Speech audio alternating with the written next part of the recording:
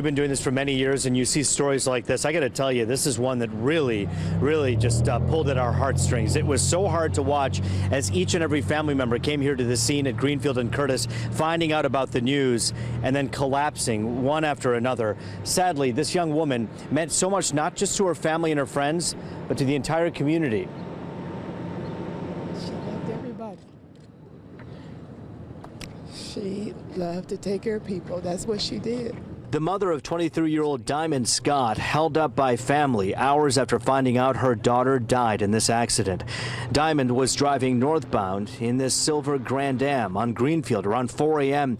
when the driver of a Taurus went through a red light, Detroit police say, broadsiding her and killing her instantly. Diamond's mother just came back from a trip from Chicago this morning. Diamond was on her way to pick her up early, about a block away, where her mother was being dropped off. They talked just minutes before. She was on her way to pick me up. Me and some friends from my church went to Chicago, and she was coming to get me.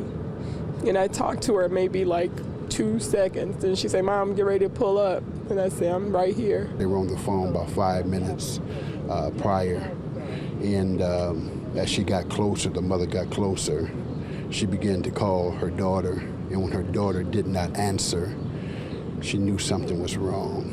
Scout was studying social work like her mother and just accepted a job in Louisiana where she was going to counsel troubled youth.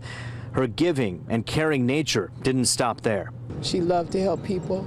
She wanted to address depression in teenage children because she suffered with it at one time. And so she wanted to reach out, and that's what she wanted to do. She was special. She was my only daughter. I had 3 sons and a daughter, and she was my baby. And she loved everybody.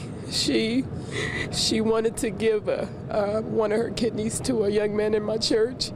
She was a perfect match. The driver of the other car in critical condition at Sinai Grace. The accident scene remained exposed for family to see for 4.5 hours. A bystander finally bought blue tarp at Home Depot and asked police and firefighters to cover the car so family didn't have to see it anymore. But why the wait? I believe that the police department, medical examiner's office, trying to do the best that they can absolutely do. However, it is disheartening, to the family, and it is as this pressure cooker continues to build. But I do want to say we appreciate the gentleman that had to go to Home Depot and get the tarp, to cover the car. It doesn't seem like you could have asked that family to be any more patient as they waited behind a car. Every time a family member who lost a little bit of control would run up, Detroit police would grab them, hold on to them, let other family members grab them, hug, walk away. This happened repeatedly as that car was exposed for hours behind us. The scene has since been cleared up, but I did talk to Detroit police. They say they're looking into how this could have happened. The medical examiner's office is supposed to be informed about these types of accidents. When were they informed, and when did they get out here? They got out here about 8:30 in the morning. So what happened during that time period? Right now, Detroit police looking into this matter. In the meantime, if you'd like to help this family of Diamond Scott, all you have to do is go to a local PNC bank, and in her name, Diamond Scott, they've set up an account to help the family out in paying the bills after her death. Reporting live in Detroit, Roop Raj, Fox 2 News. Roop, the people in this business have been at these accident scenes, tragic accident scenes, so many times. I can never recall one where the scene was not secured like that. We do understand that it did happen very close to where the family lived, and the family probably was the first one on the scene.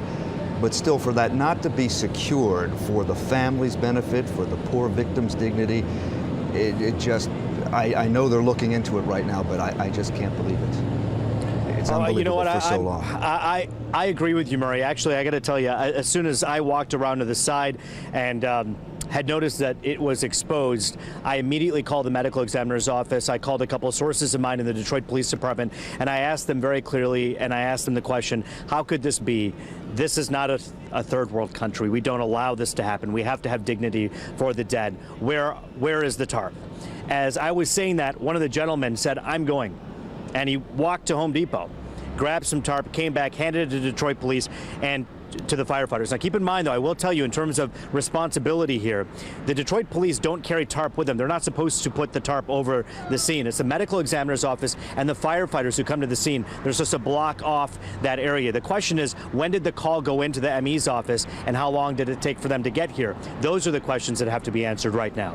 Yeah, it seems that 4 hours is a long time to not have that area blocked off. But anyway, Rupraj, thank you for digging in and getting more of that story there and getting to the bottom of it there. Tragic situation. Our thoughts and prayers with the families.